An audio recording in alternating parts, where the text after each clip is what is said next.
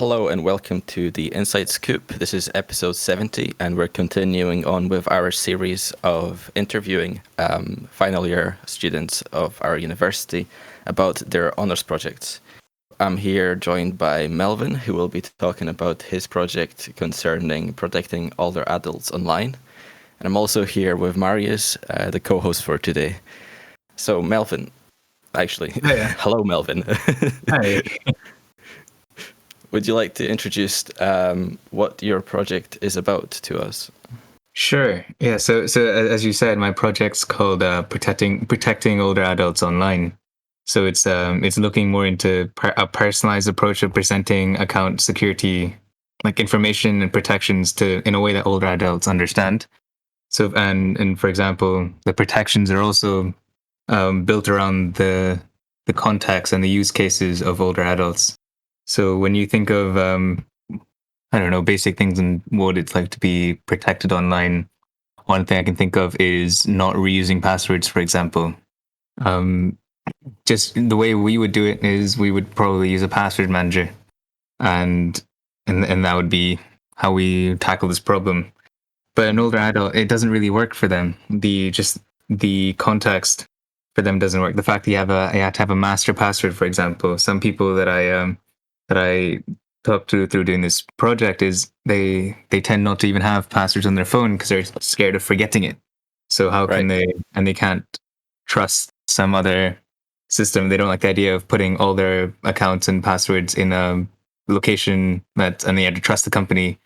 So it's to do with it's along those lines. So a lot of the protections currently that we use don't really work for older adults, and they have to figure out their way to do it. So this is a way of me personalizing what issues someone has. So finding the issues they have and giving solutions that work for them.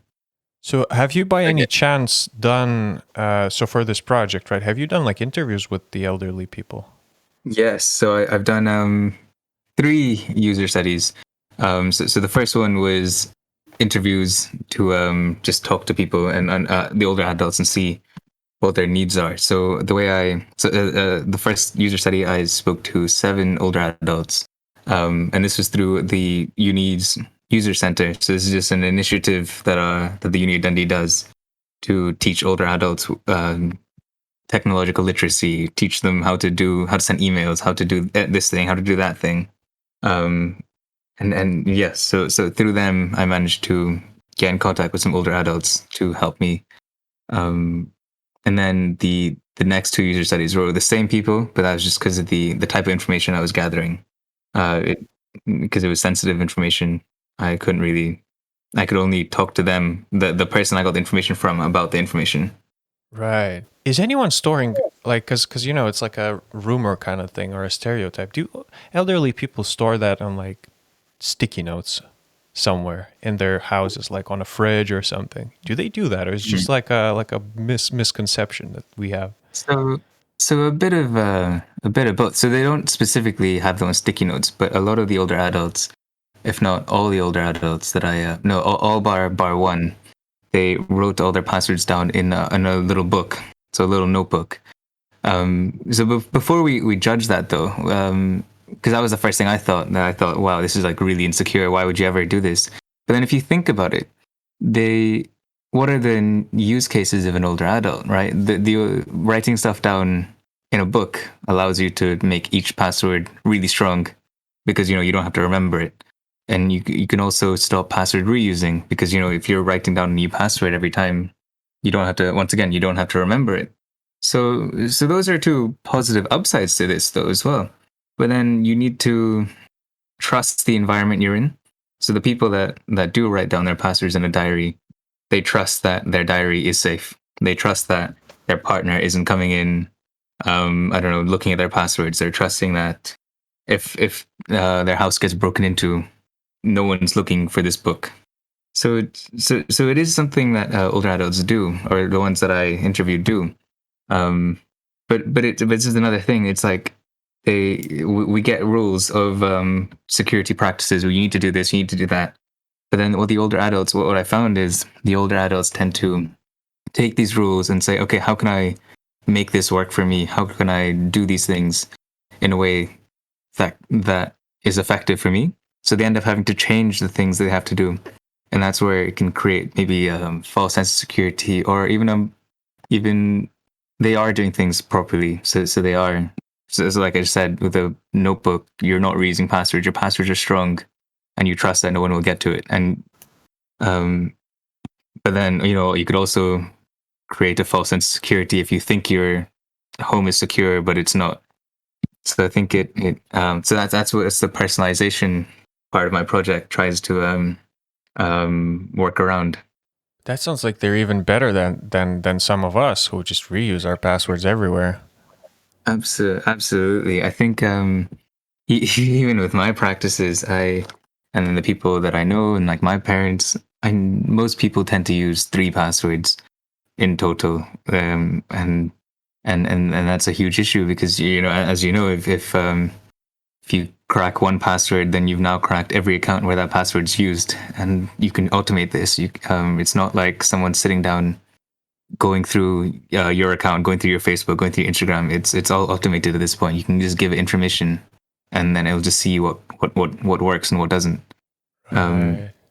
So we're kind of past the days where like you are specifically being attacked. It's more of like you're the weakest link in this big leak, a data leak.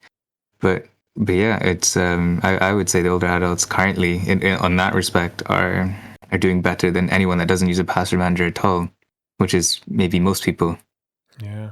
What motivated you to pick up this specific project? Mm-hmm. So I really wanted to go into security. I still want to go into cybersecurity.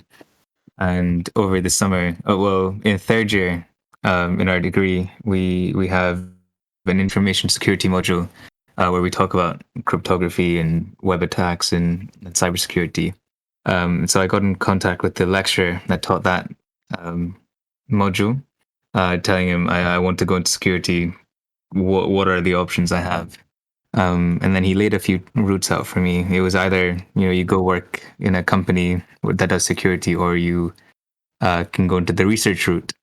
And then I looked at the pros and cons, and I decided to go down the research route. So and then just over more communication over that summer, I ended up doing a research internship with him, where I created a few, almost like the predecessor for this project. And then and he left our university, and so now it was known to do security. So I kind of had to think about like, okay, how can I still do security, but have someone who could help me. And the conclusion I ended up with is let's do an HCI, or a human computer interaction type of project with like to do with security. Like, how do people do? So as you guys know, HCI is a lot about like how people use computers. So I thought, how about how people use computers, but people use security. What are security? What does security look like? And then to make it a bit unique, because currently this project, not in this project necessarily, but almost like what does security look like to our demographic, so people our age, that already exists. So I was like, okay, how can I make this a bit unique? So I thought, let's look at older adults, because we have the user center. So that's kind of how I ended up doing this project. Mm-hmm. And so that's like a very important thing as well, isn't it? So actually, to have people follow like security protocols, they also have to want to do it, and it has to be usable, right? Absolutely. I think it's definitely it's kind of funny because in the whole I've done a lot of literature reading of security and usability just through this project, and it's almost like there's two sides of the same coin. You have or maybe like a spectrum. One side, everyone's talking about being super secure. They're talking about five-step multi-factor, or something like, let's have passwords that are 40 characters long, for example. And then you have the other side, which is like usable security. That's the name of the field. And they're very much like, no, you can't really do that because no one will do it, right? I definitely feel if the means to do something is harder than the end result, no one's gonna do it. It won't be done. So these people that are doing no, in my opinion, the people that are doing these unusable security practices are just almost wasting their time just because they won't be used unless they absolutely have to. Certainly. And so for your project, you have also, well, primarily, I think, developed an application, a web application, for the older adults to use. And can you tell us what the purpose of it is? Absolutely. Okay, so the project is to do like personalized security analysis. And the way I did that is so currently you go to a security expert and they walk you through all the accounts you have, all the connections they have, how everything links together. So what accounts you have, what email they're linked to, what devices you need to access certain accounts. And they do that interview, and then the expert looks at the results and then comes back to you with suggestions. And this process might take anywhere from like days to weeks to months. My project brings that down to a few seconds, which is quite nice. So the way I get the account information is it's to do with like account access graphs. So that's the technology that I'm using. So it's almost like the nodes are accounts or information, and then the edges are how you connect to them, for example. So how you access stuff. So for example, your email address node would have two edges coming towards it.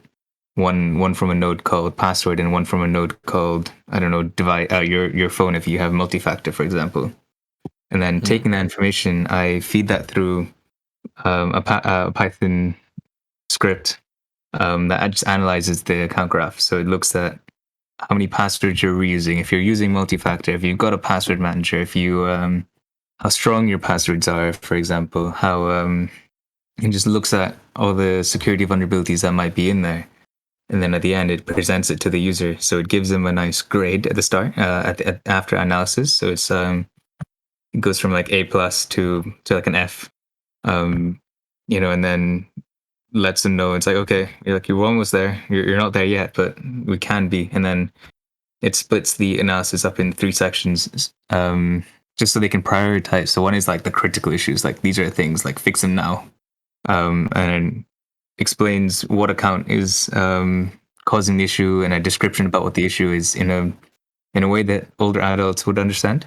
So it doesn't use technical jargon. It uses almost like simple English, just so it's not it's available for everyone. And then it shows the accounts that are at risk. So for example, let's say you're reusing a password, the same password for Facebook as your email, as your Instagram, for example. That warning will come up and it says, oh, by the way, these accounts are at risk. And it'll show your email, Facebook, Instagram. Then at the end, it'll give a solution. So how do you fix this? How do you get from where you are now to a more secure place? And then it suggests things for you to do. So it could even say, here's a quick solution now, or if you want to think more about it, if you want to research more, these are the things you have to look at. And then the other sections are like critical issues, and then there's like best practice issues. So these aren't things you're doing wrong. It's just like, best practices. You'd want to do them. And then there's a section about what they're doing well. So a lot of the older adults, when I interviewed them, they said they were trying their best, but they have absolutely no way to validate if what they're doing is good. A lot of them felt the validation of their methods from just not being a victim of a cyber attack. And that almost validated their efforts. But how can we say it's secure just because you haven't been attacked? I touch wood, I haven't. When I walk to the shops, I haven't been mugged. But what is that to do with my security, or is that to do with the fact that I haven't been mugged, for example? Right. So it's nice to almost visualize security for them and tell them these are the things you're doing really well. These are the things you're not doing too well. And then the grade is a way to contextualize everything. So, if you have a B, you're not doing too bad, but you could do better. But then, you understand if you got a C, you're not in the same position as someone that had an A, for example. The simplicity of this grading tool actually sounds like you can universally apply it to almost anyone, not necessarily elderly people or older adults, or however you talk. Absolutely. That's under my future work currently. So that's in the report. I think you could definitely use this on anyone. I don't think it's only specific for older adults. I think it's definitely built. The only thing that makes it for older adults is the thing is built in terms of what older adults like. It's how they like to be communicated. It's the literature that I found, the research literature. It just tells how older adults respond to stuff. So it's definitely presented in a way that might not be, I don't know, it could be used by us. I don't see why it wouldn't be used by other demographics. But Right. yeah, So, just so the way it's the mainly information is presented. targeting older adults, but it's useful by pretty much any demographic. Absolutely, I would say so. So, what is the future for the project there? Is it going to be released to the public somewhere, or are you? So currently there, so it's hosted. Anyone can use it. So I ended up creating a data set of account access graphs of the older adults, and this is the first data set ever created to do with older adults. So if anyone wanted to play around with it, I'm sure you could provide links in the description about the We'll data do set that. you can use and the website, and you can just import the data, one data set into it, and then you can look at the analysis that it brings up. But for a personalized analysis, this is the I wouldn't call it an issue. It can be done, but it's a bit more tedious. So to get the data to put into this tool, you need to sit down and create your account access graph. So I've built I would, in my opinion, the nicest tool to do it. It's probably the most usable tool to do it out of there's like two other tools, but they're not really used anymore now. This one came out. If you wanted to, you could do this in your own time, or at this point in time, I would probably through an expert, a security expert, to create the account access graph using the tool. I don't think we're there just yet, where people can just create their own without an expert present. Okay. So, is this like application aimed at security experts or security professionals to use with clients, or can it be directly for people trying to improve their security with like maybe a questionnaire Yeah, on so, about so, their so security the and the accounts? first tool, the one that creates the account access graphs, that's usually it's really aimed at the security professional to to help them make these graphs. But then Mm-hmm. I d it's not that hard to do. It's just you just give it the information. So it asks you, it systematically goes through questions and asks you um, stuff in categories, because it's easier to say what social medias do you have than tell me all the accounts you have. So it goes through the list of that, and then it asks you what's this account called, but we kind of refer to them as nicknames, just so the participant doesn't have to give their passwords out if they don't want to, or keep Yeah. their privacy. If they don't want to say they have a Facebook, they can just say social media one, for example. And I'll ask you like, how many methods can you like access this with? So it's like, um, let's say the example of Facebook. The first method is through an email and a password, and then the second method is the recovery, like forgot my password, and those are and that's how you would access the account. Um, and then you just do that for all the accounts you have, and this tool makes it easy for you to do that. And then at the end, that creates your account access graph, which can be fed into the tool that I made for my owners project. Very cool. We can probably start wrapping up. It was very nice to have you on to talk about this. Very interesting. Is there anywhere that people can find more information about the project? Sure. Yeah. So I've uploaded my report onto my GitHub, which I can link, and Okay, then we'll put the link to that in the description as well. same with the website that does the analysis to find like the security vulnerabilities, and I can also link to the data set you can use to upload the graphs if you wanted to give it a go. So I would say those are the two main ways. Yep, we'll put all of that information in the description of this podcast episode. Well, thank you very much for being here with us, Melvin. Thank you for having me. That was really interesting to hear about the security and protecting older adults online. It is very, very, what do you say, wholesome, a very wholesome project.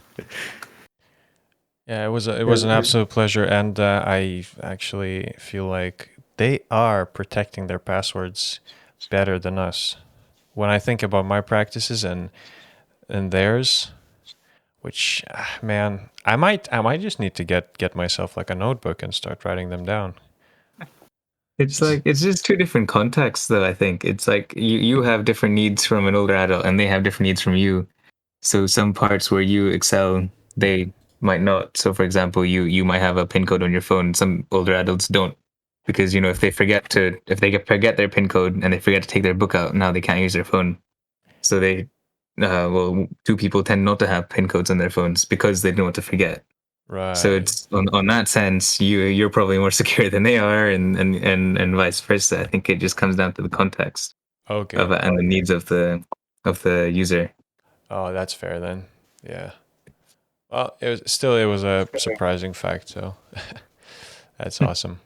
Well, thank you guys. Thanks Oscar for hosting this one. Thanks Melvin for sharing your project. And for everyone else who's listening, thank you for listening and catch you next time.